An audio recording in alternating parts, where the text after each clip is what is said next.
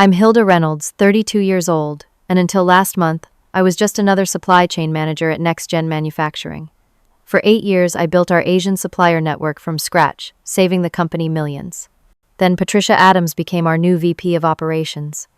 "We don't need your foreign connections," she sneered, blocking every contract I'd established. 3 days later, our production lines stopped completely. When the CEO stormed in demanding answers, his question changed everything. "Where's the woman who handled Asia?" Patricia's face went white when she realized her mistake. Before I continue, where are you watching from? Drop a like and subscribe if you've ever been underestimated at work. Let me take you back to where it all began. I graduated from the University of Michigan with my MBA in supply chain management 8 years ago. I was hungry to prove myself and landed a job at Next Gen Manufacturing, a medical devices company with $500 million in annual revenue. Back then, I was just a procurement specialist, but I had big dreams. Next Gen manufactures specialized medical equipment from diagnostic machines to surgical tools. When I joined, the company was struggling with inconsistent component quality and sky-high prices from domestic suppliers. Our margins were razor-thin, and competitors were eating into our market share. During my second month, our then VP of Operations, Frank Thompson, took me aside after a particularly challenging supplier meeting. Frank was a 60-year-old industry veteran with silver hair and decades of experience.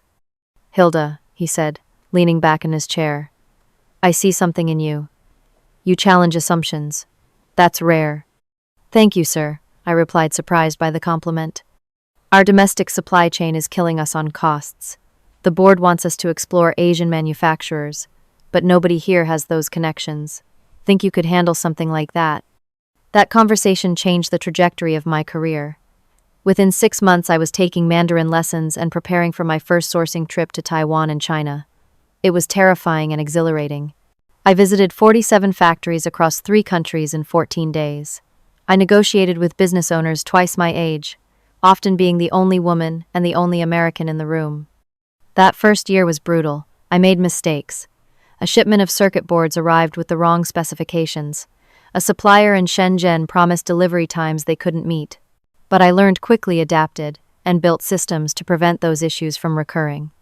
By my 3rd year, I had established relationships with 23 key suppliers across Taiwan, China, Vietnam, and Japan. I created a proprietary vendor rating system that tracked quality, on-time delivery, price competitiveness, and communication responsiveness. This data-driven approach helped us identify our best partners and weed out the unreliable ones. My proudest relationship was with Precision Electronics in Taiwan, run by Mr. Lee, a brilliant engineer turned businessman. While other suppliers would prioritize larger customers over us, Mr. Lee always treated Next Gen as a priority partner because of the personal relationship we'd built. When component shortages hit the industry 2 years ago, he reserved inventory specifically for our orders, while our competitors faced months of delays. Throughout this period, I had built a small but effective team.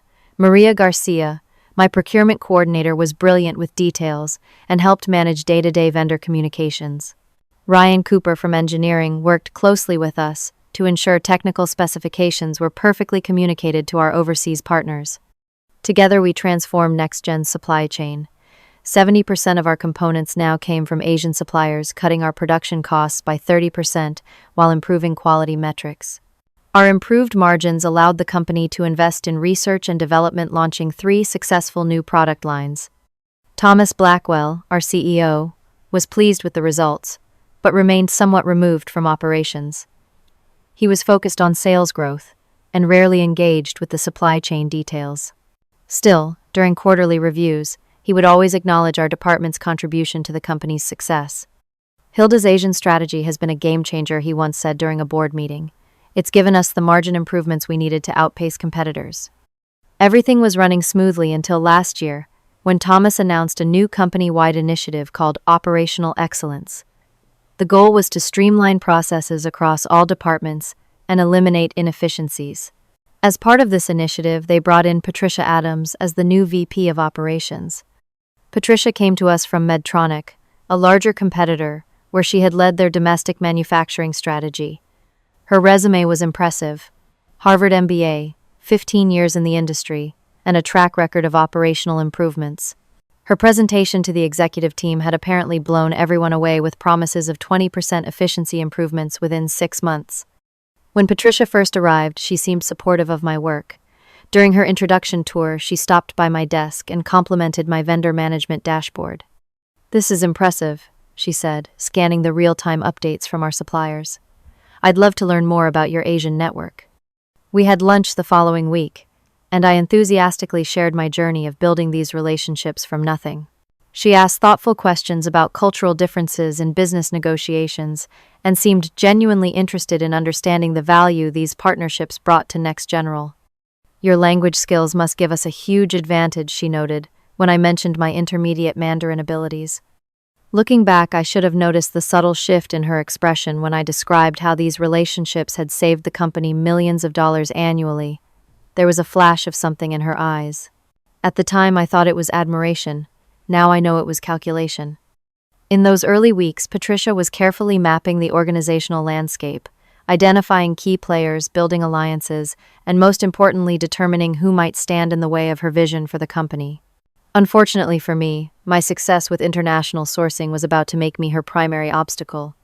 The first sign that something was off came about a month after Patricia joined. I had submitted my quarterly travel request for supplier visits in Taiwan and China. These trips were routine approved automatically for years because they consistently resulted in better terms and stronger relationships. This time the request came back with questions. "Hilda, these travel expenses seem excessive," Patricia commented in an email. $50,000 annually for international travel. Can't these relationships be maintained virtually?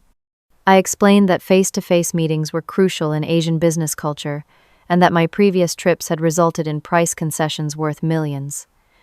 I attached data showing the return on investment for each visit. "I understand the cultural argument," Patricia replied, "but in today's digital environment, we should be able to manage these relationships more efficiently. Approve this trip, but let's discuss a more economical approach going forward." Her tone seemed reasonable enough, but it was the first indication that she didn't truly understand the nature of the relationships I'd built. In the following weeks, I noticed Patricia frequently interrupting me during meetings or dismissing my input. During a quarterly planning session, I raised concerns about a potential supply constraint for specialized sensors. "We should consider placing orders earlier than usual," I suggested. "There are rumors of material shortages affecting production in Taiwan." Patricia smiled tightly. "Let's not overreact to rumors, Hilda. Besides, why are we so dependent on Taiwan for these components? Aren't there domestic alternatives?" "Not at the quality and price point we need," I explained. "The domestic equivalents would increase our costs by 40% and still not meet the precision requirements for our medical-grade equipment." Patricia nodded dismissively. "Well, perhaps that's something we should reconsider. American manufacturing has come a long way. The quality gap isn't what it used to be." After the meeting, Frank pulled me aside. "Be careful with Patricia," he warned. "She made her reputation at Medtronic by eliminating their overseas suppliers and building a Made in America supply chain. It was great for PR, but terrible for their margins. Rumor has it, they're still dealing with the fallout." This information put Patricia's questions in a new light.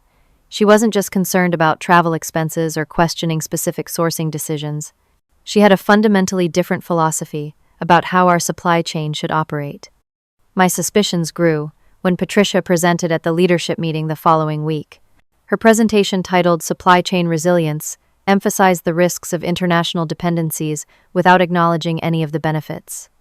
While international sourcing may offer short-term cost advantages, she stated, looking directly at me, the hidden costs of quality issues, communication challenges, and geopolitical risks often outweigh the apparent savings. I nearly choked on my coffee. This directly contradicted the data I'd been collecting for years, showing precisely the opposite. After her presentation, I approached her with my concerns. "Patricia, I appreciate your focus on risk, but our actual data shows that our Asian suppliers have fewer quality issues than our domestic ones, with 99% on-time delivery and 40% cost savings." She smiled that tight smile again. "Numbers can tell different stories depending on how you frame them, Hilda. I've seen the long-term consequences of overseas dependencies. Trust me on this." Trust her. Over my own data and experience. That was the moment I realized this wasn't just a philosophical difference. Patricia had an agenda, and my Asian supplier strategy didn't fit into it. The situation escalated when I discovered Patricia had unilaterally canceled a meeting I had scheduled with our finance team to discuss favorable payment terms I'd negotiated with our largest supplier. When I asked why, she said, "I've already discussed this with Gerald in finance. He agrees that extending payment terms creates currency fluctuation risks we'd rather avoid."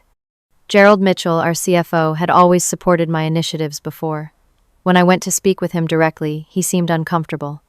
"Patricia made some compelling points about currency risks," he said, avoiding eye contact.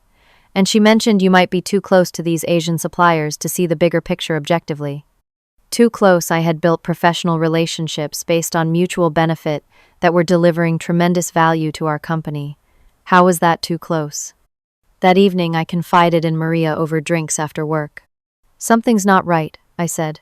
"Patricia is systematically undermining our supplier relationships without understanding their value." Maria nodded. "I noticed she asked for access to all our supplier contracts last week. She spent hours reviewing them." "Did she ask you any questions about them?" "No," Maria replied. "But she made copies of our agreements with Precision Electronics and Advanced Components. Those were our two largest Asian suppliers, representing nearly 30% of our component sourcing." The next day, I received an email that made my stomach drop. Patricia had canceled my upcoming trip to Taiwan just 3 days before I was scheduled to leave. "Given our current cost containment measures, I don't believe this trip is justified at this time," her email stated. "Additionally, I've engaged Justin Williams as a consultant to evaluate our supply chain vulnerabilities and recommend improvements." I had never heard of Justin Williams. A quick search revealed he had worked with Patricia at Medtronic on their American manufacturing initiative. His consulting firm specialized in helping companies transition away from international suppliers to domestic ones. Over the next 2 weeks, I noticed Patricia and Justin having closed-door meetings. I wasn't invited to any of them, despite being the senior supply chain manager. When I asked Frank about it, he looked troubled. "Politics, Hilda. Patricia is consolidating her influence. Thomas has given her a lot of latitude to implement her vision for operational excellence. But surely Thomas wouldn't support abandoning our Asian supply chain. It would destroy our margins." Frank sighed. "Thomas is focused on a potential acquisition deal. He's not paying attention to the operational details right now. Patricia has a free hand." My anxiety grew when I started receiving emails from our suppliers asking about payment delays. Invoices that were typically processed within 30 days were now stretching to 45 or 60 days without explanation. When I investigated, I discovered Patricia had implemented a new invoice review process that added layers of approval before payments could be processed. Our suppliers were getting frustrated. "Mr. Lee called again," Maria told me one morning. "He says they're considering requiring prepayment for future orders if the current invoices aren't resolved this week." I went directly to Patricia's office. "We're damaging relationships with critical suppliers," I explained. "These payment delays violate our contractual terms." Patricia leaned back in her chair. "I'm simply ensuring proper financial controls, Hilda. And frankly, if these suppliers can't handle a slight delay in payment, perhaps they aren't as reliable as you claim." That night, I received an email from a contact at Advanced Components that chilled me to the bone. Patricia had directly contacted their sales department, bypassing me entirely, to inquire about renegotiating terms and potentially reducing order volumes. "Is your company changing its sourcing strategy?" my contact asked. "Should we be concerned about our partnership?" I didn't know how to respond. Patricia was clearly working behind the scenes to undermine relationships I had spent years building. But why? What was her endgame? Frank's advice echoed in my head. Document everything. I started keeping detailed records of every concerning interaction, every canceled meeting, every questionable decision. Little did I know how critical this documentation would soon become. The quarterly planning meeting became the stage for Patricia's first public move against our Asian supply strategy. The executive team and department heads gathered in the main conference room, with Thomas joining via video from Europe, where he was exploring an acquisition opportunity. Patricia's presentation was titled "Supply Chain Sovereignty: A Vision for NextGen's Future." As she clicked through her slides, my jaw nearly hit the floor. "Our current supply chain represents a strategic vulnerability," she declared. 70% dependency on overseas suppliers exposes us to geopolitical risks, shipping disruptions, and quality control challenges beyond our direct oversight. Her slides showed dramatic images of port congestion and charts with misleading cost comparisons between international and domestic sourcing. The domestic pricing data omitted critical factors like tooling costs and minimum order quantities that made such comparisons meaningless. When she paused for questions, I couldn't stay silent. "Patricia, these cost comparisons aren't accurate," I said, keeping my voice calm but firm. "They don't account for tooling investments or the significant quality differences between these component options.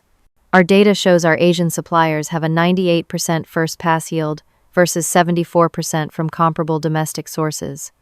Patricia's smile never reached her eyes. "Thank you for that perspective, Hilda. However, my analysis takes into account factors beyond immediate pricing, including total cost of ownership and risk factors that your metrics don't capture." Before I could respond, she moved to the next slide, effectively shutting down the discussion. Throughout the remainder of the meeting, she referenced outdated supply chain practices and evolving best practices while glancing meaningfully in my direction. After the meeting, Frank approached me in the hallway. "That was a direct shot across your bow," he said quietly. "She's using incomplete data to push her agenda," I replied. "I need to speak with Thomas before she does any real damage." Frank shook his head. "Thomas is completely focused on the European acquisition. He's delegated operational decisions to Patricia for now. Your best bet is to build support among other department heads who understand the value of your supplier relationships." I tried to follow Frank's advice, but Patricia was moving faster than I anticipated. The next morning, I discovered my system access to vendor payment approvals had been restricted. New protocol from Patricia, the IT notification read, "All vendor payments now require VP-level approval." This meant I could no longer ensure our suppliers were paid according to our contractual terms. When I confronted Patricia about this change, her response was chilling. "We're implementing stronger financial controls across all departments," she said casually. "Nothing personal, Hilda, just good business practice." 2 days later, Patricia called an emergency strategic alignment meeting for the procurement team. Only when we were all seated did she drop her bombshell. "As part of our Operational Excellence Initiative, we're launching a domestic sourcing initiative," she announced. "Justin Williams will be leading this effort as our external consultant. Over the next quarter, we'll be evaluating all international supplier relationships and identifying domestic alternatives." The room fell silent. My team exchanged worried glances. They understood what this meant better than anyone else in the company. "This transition will strengthen our supply chain and eliminate vulnerabilities," Patricia continued. "Justin will be meeting with each of you to understand your current supplier portfolios." When she finished, I raised my hand. "Patricia, some of our components have no viable domestic alternatives. The specialized microcontrollers from Taiwan, for instance, are custom manufactured to our specifications with proprietary technology." Patricia's expression hardened. "That's an outdated perspective, Hilda. American manufacturers can produce anything if given proper specifications and incentives. But the cost difference would be..." She cut me off. "We don't need your foreign connections to succeed, Hilda. Perhaps that's something you need to adjust to." The dismissive tone and the words themselves felt like a slap. This wasn't about business logic anymore. It had become personal. After the meeting, Maria stopped by my desk, her face pale. "Did she really just say that? About not needing your foreign connections?" I nodded, still processing the implications. "She's determined to dismantle everything we've built, regardless of the consequences." That afternoon, I prepared a detailed presentation, specifically identifying components that had no viable domestic alternatives, including comprehensive explanations of why proprietary technology, specialized manufacturing processes, quality, requirements for medical devices, and cost implications. I requested a meeting with Patricia to discuss these specific concerns. She agreed, but scheduled it for just 15 minutes at the end of the day. When I arrived at her office, Justin Williams was there too, though he hadn't been included in the meeting invitation. I presented my findings, methodically focusing on the most critical components first. These microcontrollers from Precision Electronics are custom designed for our diagnostic equipment. They use proprietary firmware that would require FDA recertification if we change suppliers. The development and approval process would take 18 to 24 months minimum. Patricia glanced at Justin, who smirked slightly. American companies invented microcontrollers, Hilda. The idea that we can't produce them domestically is frankly insulting to American innovation. It's not a question of capability, I explained, maintaining my composure. It's about specialized expertise, existing tooling, and established quality processes. We would need to duplicate all of that from scratch, at enormous cost and time investment. Patricia leaned forward. You seem extraordinarily committed to these foreign suppliers, Hilda. I wonder if that's clouding your professional judgment. The insinuation was clear and deeply offensive. I took a deep breath before responding. My commitment is to next-gen's success. These relationships deliver quality components at competitive prices with reliable delivery. That's not opinion. It's documented in 8 years of performance data. Data can be interpreted many ways, Justin interjected. In my experience, domestic sourcing always wins in the long run when you factor in total cost of ownership. As the meeting ended, Patricia's parting words confirmed my worst fears.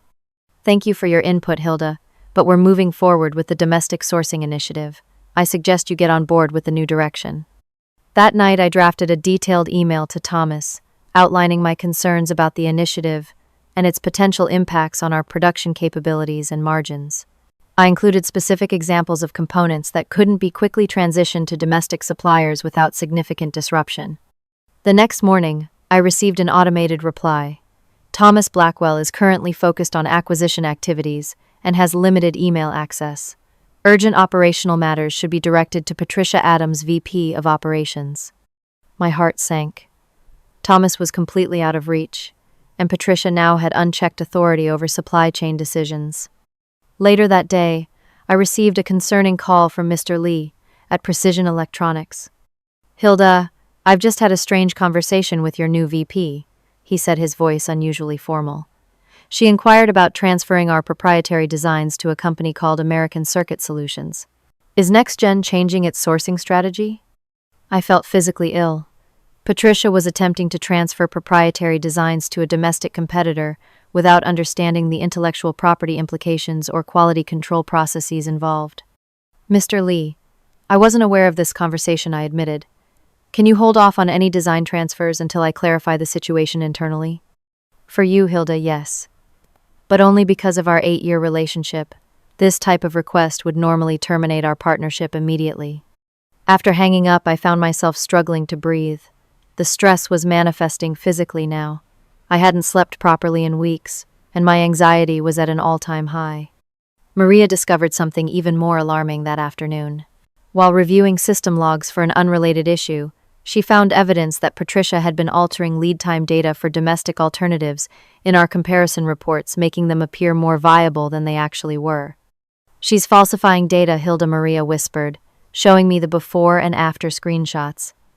The original quote from American Circuit Solutions showed 20-week lead times, but in her presentation it showed 8 weeks. I added this to my growing documentation file. The situation was worse than I had imagined. Patricia wasn't just pursuing a misguided strategy. She was manipulating data to support it. That night, I updated my comprehensive risk assessment spreadsheet, documenting every component at risk, the specific impacts of supplier changes, and the timeline of Patricia's concerning actions. I didn't know when I would need this information, but I was certain that moment would come. Friday afternoon, just as most people were winding down for the weekend, Patricia called an emergency procurement meeting. The timing itself was suspicious. Critical business decisions aren't typically made at 4:30 on a Friday, unless someone is trying to avoid scrutiny or push through something controversial. As the team assembled in the conference room, Patricia stood at the head of the table with Justin beside her. Her expression was triumphant, almost smug. "Thank you all for adjusting your schedules," she began. "I've called this meeting to announce an immediate strategic pivot that cannot wait until Monday." She clicked to her first slide, dramatically titled, Supply Chain Independence Initiative. "Effective immediately, we are terminating all contracts with Asian suppliers," she announced. The room erupted in shocked murmurs. Maria gasped audibly beside me. Ryan, from engineering, who had joined the meeting, looked like he'd been struck. "This decisive action will protect NextGen from international dependencies and position us for sustainable growth with American partners," Patricia continued over the commotion. I raised my hand, my heart pounding. Patricia, immediate termination would halt production entirely. We have no alternatives in place for dozens of critical components. She fixed me with a cold stare. We've identified domestic alternatives for all essential components. Justin's team has been working on this transition plan for weeks. Without consulting the people who actually manage these components, Ryan interjected, his face flushed with anger. This is insanity. Patricia's expression hardened. The decision has been made at the executive level. Your role now is to execute the transition, not question it. She turned to me, her voice dripping with disdain. Hilda, you will send termination notices to all Asian vendors before leaving today. Justin has prepared templates for you to use. Patricia, I cannot in good conscience do that without raising some critical concerns, I said, fighting to keep my voice steady. Many of these contracts have termination clauses requiring 30 to 90 days notice. Breaching those terms could result in legal action against Next General. Our legal team has reviewed the situation, she replied dismissively. We're prepared to manage any contractual fallout. Beyond the legal issues, I continued, there are specific components we simply cannot source domestically in the short term. The specialized microchips from Taiwan have 6-month lead times even with our priority status.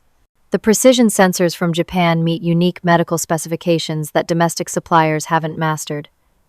The custom-molded components from Vietnam use proprietary tooling that would take months to replicate. Patricia's smile was cold. Your attachment to these foreign entities is clouding your judgment, Hilda. American innovation will rise to the challenge. The xenophobic undertone wasn't even subtle anymore. I looked around the room, hoping others would speak up, but most avoided eye contact, fearful for their own positions. This isn't about national origin, I insisted. It's about practical reality. Our production lines will shut down within days without these components. We have less than 2 weeks of inventory for critical parts. More fear-mongering, Patricia sneered. We don't need your foreign connections. American manufacturing built this country, and it will sustain NextGen's future. After the meeting, I returned to my desk in a state of shock. Justin had indeed prepared termination, notice templates cold, and impersonal messages that would destroy relationships I had nurtured for years. My phone rang. It was Mr. Lee. Hilda, I've just received an automated email about account changes at NextGen, he said, concern evident in his voice. Are we still moving forward with next week's shipment? I closed my eyes, the weight of the situation crushing me. Mr. Lee, I need to be honest with you. Our new VP has decided to terminate all Asian supplier contracts effective immediately. The silence on the other end was deafening. I see, he finally said, his voice formal again. After 8 years of partnership, this is unexpected. This is not my decision, I said urgently. I'm fighting it internally, but I wanted you to hear it from me directly, rather than through a formal notice. I appreciate your candor, Hilda. You have always been honorable in our dealings, but you must understand this will permanently damage our relationship with Next General. The specialized inventory we've maintained for your company, the priority status we've given your orders, even during shortages, the custom tooling we've developed.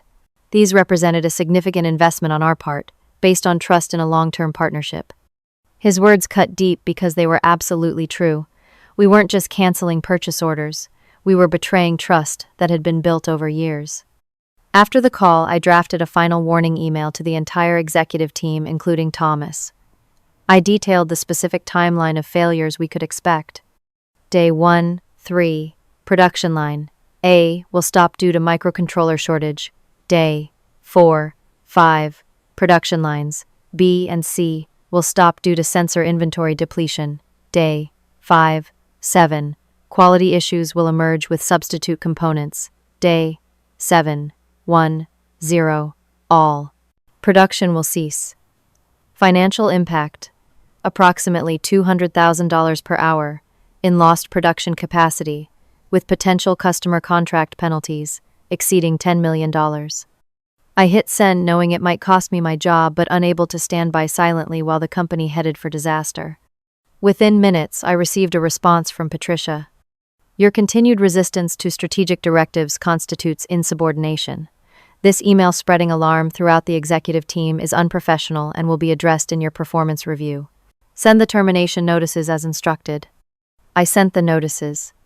Each email felt like a betrayal not just of the suppliers who had served us faithfully, but of my own professional principles. With each message, I included a personal note apologizing for the abrupt change and explaining that it came from above. Throughout the weekend, replies trickled in from confused and angry suppliers. Some demanded explanation, others immediate payment of all outstanding invoices, and a few threatened legal action for contract breach. I barely slept contemplating resignation. But something Frank had said kept me from drafting that letter. Truth always surfaces eventually. Sometimes you need to stay in the room where it happens. On Sunday night, I gathered all my documentation into a comprehensive package.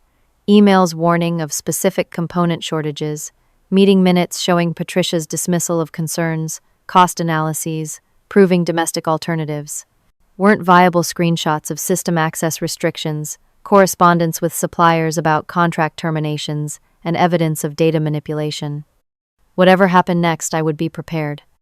Monday morning arrived with the first signs of the impending crisis. At 9:15, my phone rang. It was Jacob Martinez, the production floor manager for Assembly Line A. "Hilda, we've got a problem," he said, his voice tense. "We're missing the TC505 microcontrollers for the diagnostic units. Inventory shows we should have 300 units, but the bins are empty." "Check with quality control," I suggested, knowing the answer already. They might be holding some for testing. Jacob called back 15 minutes later. "Quality doesn't have them. They say the last shipment was rejected because it came from a new supplier and failed certification testing." And so it began exactly as I had predicted. By Monday afternoon, production metrics showed a 15% efficiency drop across all lines as workers stood idle waiting for components or attempted to use alternative parts that didn't quite fit the specifications. The procurement team scrambled to find emergency alternatives, calling every domestic supplier in our database. The responses were consistent 12 to 16-week lead times for most components, with minimum order quantities far exceeding our immediate needs. Tuesday morning brought the quality crisis I had anticipated. Ryan stormed into my office holding a circuit board assembly. "These capacitors from the new supplier are failing at 10 times the normal rate," he said, dropping the board on my desk. "They're within spec on paper, but can't handle the actual power load in operation. We've had to reject 60% of yesterday's production." I nodded, unsurprised, but still devastated by the confirmation. "Document everything, Ryan. Note every failure, every deviation from our standard quality metrics." Patricia called an emergency operations meeting at noon. Department heads gathered, faces grim as production numbers flashed on the screen. "We're experiencing some transitional challenges," Patricia announced, her confident tone at odds with the disastrous data. "This is normal during any major supply chain shift." Normal? Ryan couldn't contain himself. "We've got a 60% rejection rate on critical components. That's not a transitional challenge, that's a quality disaster." Patricia's smile tightened. "The new suppliers are adjusting to our specifications. Quality will stabilize as they refine their processes." "That takes months, not days," Ryan shot back. "Meanwhile, we're hemorrhaging money and missing customer deadlines." Throughout the meeting, I remained silent, documenting each claim Patricia made against the reality we were facing. She repeatedly blamed supplier quality issues rather than acknowledging the fundamental problem: her decision to abruptly terminate established supplier relationships without viable alternatives in place. By Wednesday morning, the situation had deteriorated beyond even my worst predictions. Production across all 3 main product lines had completely stopped. The few remaining Asian-sourced components in inventory had been depleted, and the domestic alternatives were either unavailable or failing quality tests. In the finance department, analysts were calculating the damage $200,000 per hour in lost production capacity. Customer service reported that 4 major hospital clients had called threatening to cancel orders worth over $8 million if their equipment wasn't delivered by the contracted dates. An emergency all-hands meeting was called for the afternoon. Patricia looked significantly less composed than usual, her hair slightly disheveled and dark circles under her eyes. "We're implementing emergency procurement procedures," she announced. "All available resources are being directed to resolving the component shortages." What she didn't say, but what everyone knew, was that no emergency procedure could instantaneously create components that required specialized manufacturing processes and tooling. After the meeting, I received an unexpected call from Alexandra Richardson, a board member who had always taken special interest in operations. "Hilda, what on earth is happening there?" she asked without preamble. "I'm seeing reports of production stoppages across all lines." I took a deep breath. This was my chance to speak directly to someone with the authority to intervene. "Alexandra, the current crisis was completely predictable and preventable," I said. "Patricia Adams terminated all our Asian supplier relationships simultaneously, without viable alternatives in place. I documented the risks and sent specific warnings that were ignored." There was a long pause. "I see," she finally said. "Thomas is flying back tonight. Expect a meeting tomorrow morning." Late that evening, my phone rang again. It was Maria. "Patricia is in full panic mode," she whispered. "She's been calling our former Asian suppliers for the past hour, trying to reinstate orders." "Are any of them responding?" I asked. "Number. They're either not taking her calls or telling her they've already reallocated their production capacity to other customers." I felt no satisfaction in this confirmation of my warnings, only sadness for the company and our customers who would suffer the consequences. Around 8 o'clock, Patricia herself appeared at my desk, where I was working late documenting the day's failures. "Hilda, we need to resolve this component situation immediately," she said, her voice lacking its usual confidence. "You need to call your contacts at the Asian suppliers and get our orders reinstated." I looked up at her, noting the desperation in her eyes. "The contracts have been terminated as you directed," I replied calmly. "Many of these suppliers have already reallocated their production capacity to other customers who didn't abruptly cancel orders." "This isn't the time for petty power plays," she snapped. "The company is losing hundreds of thousands of dollars every day." "I'm aware of the financial impact," I said. "I specifically outlined these consequences in my warning email last week." Patricia's face flushed with anger.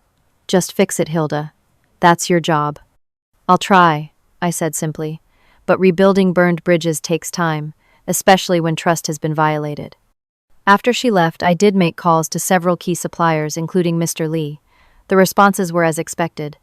Most would consider working with NextGen again, but with significant changes to our terms: prepayment for all orders, no priority status, and price increases of 15 to 30% to offset the risk of doing business with us. Overnight, Patricia assembled a crisis management team that conspicuously excluded me. They worked until dawn, developing what they called a supply chain recovery plan. From what Maria could gather, it amounted to offering premium prices to any supplier who could deliver components immediately, regardless of cost or quality considerations. By Thursday morning, the situation had become dire enough that Thomas Blackwell cut short his European trip to return to headquarters. The entire company was holding its breath, waiting for the moment when our CEO would finally understand the magnitude of the crisis Patricia had created. Thursday morning brought an unusual silence to the normally bustling factory floor. Production machines stood idle, assembly lines vacant, as workers had been sent home until further notice. The financial bleeding continued, with customer service now reporting cancellations of orders worth nearly $3 million. At precisely 10 o'clock, Thomas Blackwell arrived at the facility. Despite the transatlantic flight, he looked crisp in his tailored suit, though his expression was thunderous as he surveyed the silent production area. "What the hell happened to my factory?" he demanded of the facility manager who had been assigned to greet him. I watched from a distance as the manager nervously explained the component shortages, careful not to assign blame directly. Thomas listened for approximately 30 seconds before cutting him off. "Get everyone in the executive conference room, now." The emergency meeting assembled quickly. Department heads and the executive team filed in, faces grim. Patricia arrived last, clutching a binder of what appeared to be hastily assembled reports. I sat near the back, uninvited but unwilling to miss this critical moment. Thomas remained standing at the head of the table, his usual affable demeanor replaced by cold anger. 3 days of zero production, he began, his voice dangerously quiet. 8 million in canceled orders, a projected 15 million in losses before we can recover. Someone explain how this happened under your collective watch. Patricia stepped forward immediately. "Thomas, we're experiencing a temporary supply chain disruption due to quality issues with several key vendors," she began smoothly. "Unfortunately, market conditions and geopolitical factors have created unprecedented challenges in component availability." She launched into a presentation filled with jargon about market disruptions, force majeure circumstances, and vendor quality deficiencies. Not once did she mention her decision to terminate all Asian supplier contracts simultaneously. Thomas listened impassively, his eyes narrowing as Patricia's explanation grew increasingly convoluted. When she finished, he asked one simple question: "Where's the woman who handled Asia?" Patricia's face went white. "Excuse me." The supply chain manager Thomas clarified, scanning the room. "The one who built our Asian supplier network. Hilda something." Hilda Reynolds, Frank supplied from across the table. "She's right there in the back." All eyes turned to me. I straightened in my chair, meeting Thomas's gaze directly. "Hilda, come up here," Thomas ordered. "I want your assessment of the situation." As I walked to the front of the room, Patricia whispered urgently, "Remember, you're part of this team." I chose to ignore the implied threat. This was the moment for truth. Thomas, the current crisis was entirely predictable and preventable. I began, my voice steady despite my racing heart. "Last Friday, Patricia instructed me to terminate all contracts with our Asian suppliers, effective immediately, without adequate alternatives in place." Thomas's eyebrows shot up. "All contracts simultaneously?" "Yes, despite specific warnings about the consequences." Patricia interjected quickly. "That's an oversimplification. We were implementing a strategic pivot to reduce international dependencies based on comprehensive risk analysis." "May I show you the documentation?" I asked Thomas, who nodded. I connected my laptop to the projector and began walking through my evidence chronologically. First, the email's warning of specific component shortages if we terminated Asian suppliers without alternatives. As you can see, I identified the exact components that would cause production stoppages and the precise timeline in which they would occur, I explained.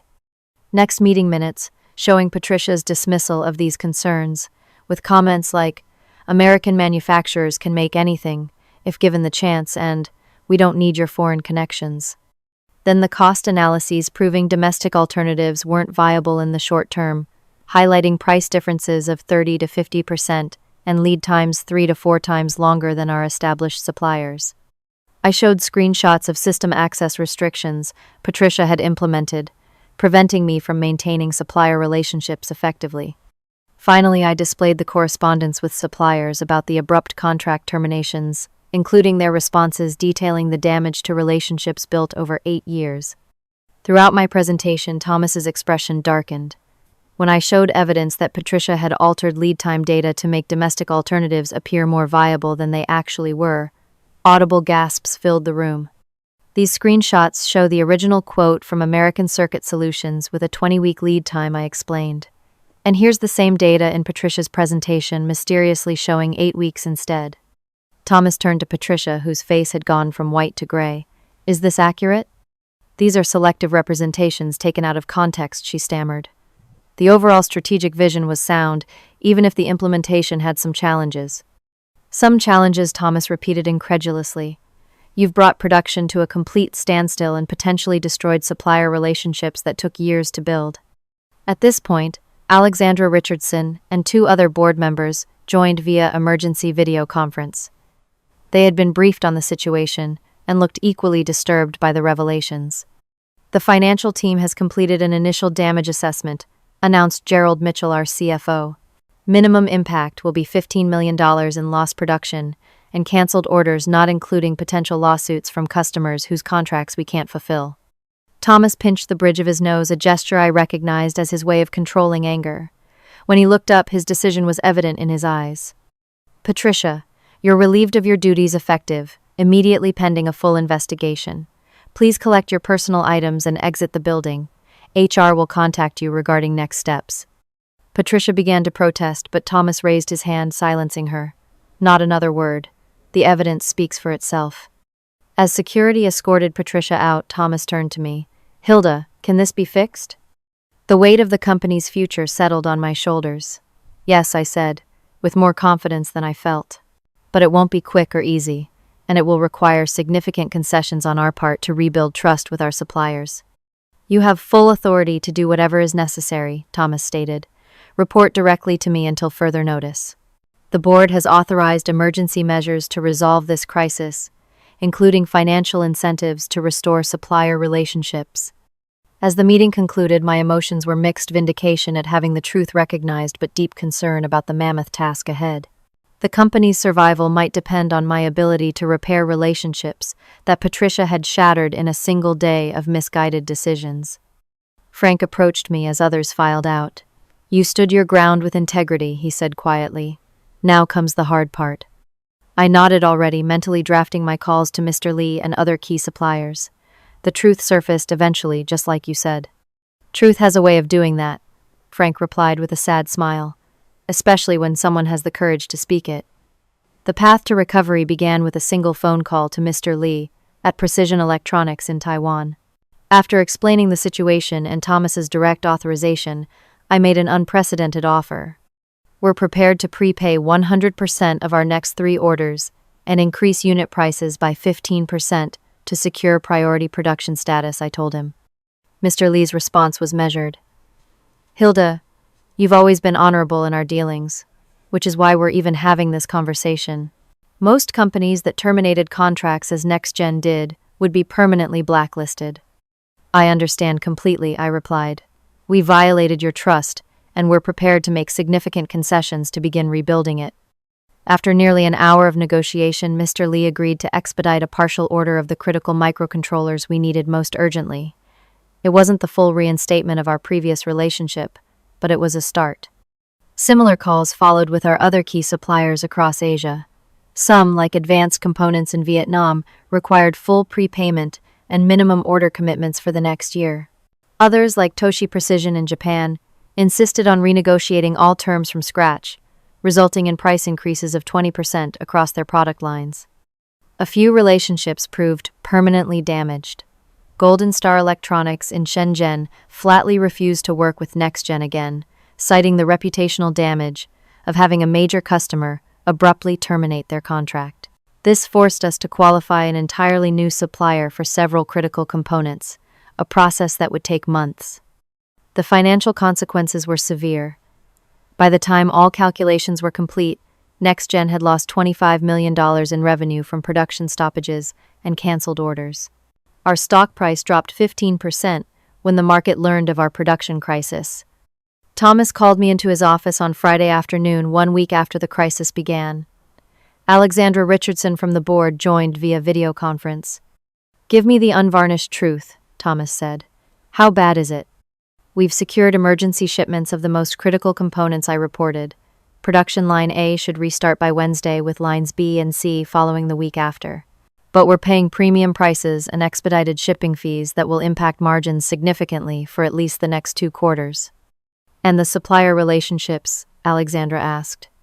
"Damaged but not destroyed, for the most part," I replied. "We've had to make major concessions on pricing and payment terms. It will take at least a year to rebuild the trust we lost." Thomas nodded grimly. "The board has concluded its preliminary review of Patricia's actions. She's been formally terminated for cause. The evidence of data manipulation was particularly damning." "What happens to the procurement department now?" I asked, concerned about my team's future. Thomas exchanged glances with Alexandra before responding. "We'd like to offer you a new position, Hilda, Vice President of Global Supply Chain Operations, reporting directly to me." The offer took me by complete surprise. Thank you. I'm honored." "You've earned it," Alexandra stated firmly, "not just through 8 years of building a world-class supply chain, but by having the courage to speak truth to power when it mattered most." In the following days, Thomas implemented a new policy requiring multiple approvals for any major supplier changes, ensuring that no single executive could ever again unilaterally disrupt our supply chain. He also mandated quarterly reviews of international versus domestic sourcing options, with transparent data sharing across departments. With my new authority, I established transparency protocols for all supplier relationships. Every contract performance metric and communication would be visible to key stakeholders throughout the company. This would prevent the kind of information manipulation Patricia had attempted. Frank, who had supported me throughout the crisis, announced his retirement but agreed to stay on as an advisor during the transition. "You don't need my mentorship anymore," he told me, with evident pride. "But I'd like to see this recovery through to completion." I promoted Maria to supply chain manager, recognizing her loyalty and keen attention to detail that had helped uncover Patricia's data manipulation. "You saved the company," I told her during the announcement. "Without your discovery of those altered lead times, we might never have proven what really happened." The production restart was painfully slow. Assembly Line A resumed operations 23 days after the shutdown, producing at just 40% capacity, with the limited components we had secured. Lines B and C followed a week later. It would take nearly 3 months to return to full production capacity. During this recovery period, I spent countless hours reflecting on the crisis and my role in it. Could I have done more to prevent Patricia's destructive decision? Should I have been more forceful in my warnings? The questions kept me awake many nights. One evening, as I worked late, finalizing our new supplier agreements, Thomas stopped by my office. "Second-guessing yourself?" he asked, noticing the fatigue in my expression. "Wondering if I could have prevented this," I admitted. Thomas shook his head. Patricia was determined to implement her vision regardless of the evidence. The failure was in our executive oversight, not your warnings, which were clear and consistent. His words offered some comfort, but the experience had fundamentally changed my approach to professional relationships. I now understood that technical expertise and data weren't always enough. Organizational politics, personal agendas, and cultural biases could override rational decision-making with devastating consequences. Our Asian partnerships gradually strengthened under the new transparency measures. Mr. Lee, impressed with the company's commitment to rebuilding trust, eventually restored our priority customer status. During my first visit to Taiwan after the crisis, he invited me to dinner at his home, a significant honor in Taiwanese business culture. "Your integrity during the crisis impressed me," he said, as we shared tea after the meal. "Many would have abandoned ship when their advice was ignored so blatantly." "I couldn't walk away from relationships we'd spent years building," I replied honestly. He nodded thoughtfully. "That is why we will continue working with NextGen while declining business from your competitors. Relationships matter more than short-term profits." 6 months after the crisis, NextGen had largely recovered operationally, though our financial results still showed the scars. The board approved my comprehensive proposal for a balanced sourcing strategy, maintaining our critical Asian partnerships while thoughtfully developing domestic alternatives for less specialized components. The experience transformed our company culture in unexpected ways. Technical expertise gained new respect, as department heads remembered the consequences of dismissing specialized knowledge. Cross-functional collaboration increased as people recognized how interconnected our operations truly were. Most importantly, the crisis reinforced the value of global partnerships based on mutual respect and trust. Business isn't just about transactions and metrics. It's about relationships between people across continents who depend on each other's integrity and commitment. 1 year after Patricia's disastrous decision, I stood before the entire company at our annual meeting, presenting the fully restored supply chain with improved resilience measures and strengthened international partnerships. The lesson we learned wasn't that international or domestic sourcing is inherently superior, I concluded. It's that global business requires global partnerships built on trust, transparency, and mutual benefit. When we forget that fundamental truth, we risk everything we've built. The standing ovation that followed wasn't just for me, but for a company that had learned its lesson the hard way and emerged stronger for it. Have you ever stood your ground when you knew you were right, even when everyone else doubted you? I'd love to hear your stories in the comments below. Also, if this story resonated with you, please hit the like button, subscribe to my channel for more real-world business lessons, and share this video with anyone who might be facing similar challenges in their workplace. Remember, sometimes being right isn't enough. Documentation, persistence, and integrity are what ultimately make the difference. Thank you for listening to my journey, and I wish you the courage to stand firm in your own professional battles.